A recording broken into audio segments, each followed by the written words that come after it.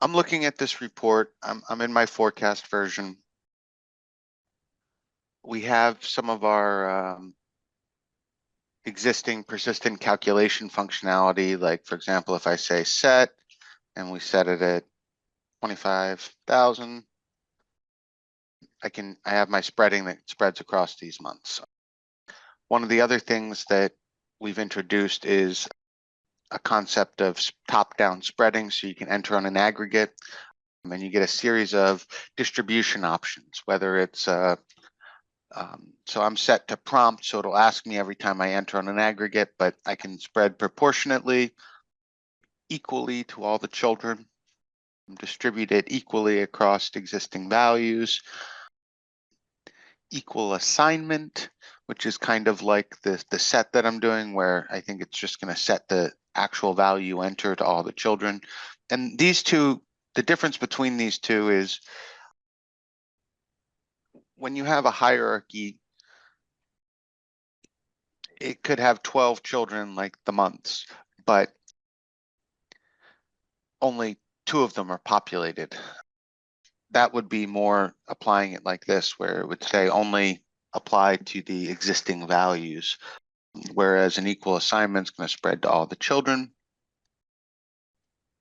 And the last one is a percentage change. So if you wanted to lift everything by, let's say, 10%, you would type in 10 and it would raise all the values by 10%. So I'm going to go ahead and just type in here. Let's go with 240,000.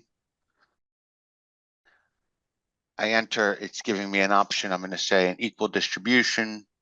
And what it's telling me is that some details cannot be updated. So as we look at this behind the screen here, you'll notice that 3 of my months are set to actual. So these are actually locked. The other 9 cells there, 8 cells there are open for input. And this is just basically a warning that's telling me that it's only going to be able to write to those open cells. I'll say yes, and I hit F9. And you'll notice that now there's 20,000 in each of those months. So this spreading thing is brand new. It's really, really powerful. It's fast, it's quick. The thing you have to be careful with is how much SQL data it generates. You can input a number and it can make 100,000 of 100,000 records. It takes a while to write. This comes to another concept of different types of cubes that I don't really want to get into, but if I look at this and I say new cube, we have a series of different types of cubes. Something that is not new in 24, but I don't know that it's used much, is the concept of a nexus cube inside of an allocate database. So this is a cube that can take multidimensional data in, just like Power OLAP, but it doesn't have the relational table behind it. And it means it's very, very fast at consuming data. So when someone pastes in 1,000, 10,000, 100,000 records, it goes in like boom, and it doesn't have to write it all to SQL. Now, it doesn't have all the benefits of having a live persisted data store. So it means it's not saved every time you enter data into it. It's not saved on the fly.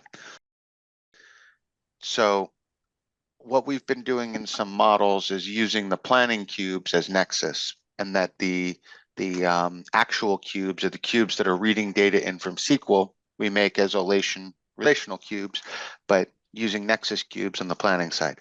I mention this because the scenario of going to a total and entering in a big number in a nexus cube will perform very, very quickly.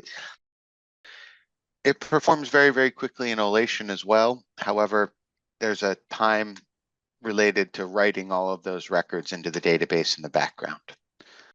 I don't want to get into this in too much detail, but I just wanted to introduce you and show you the basic idea that there is spreading that's in here now.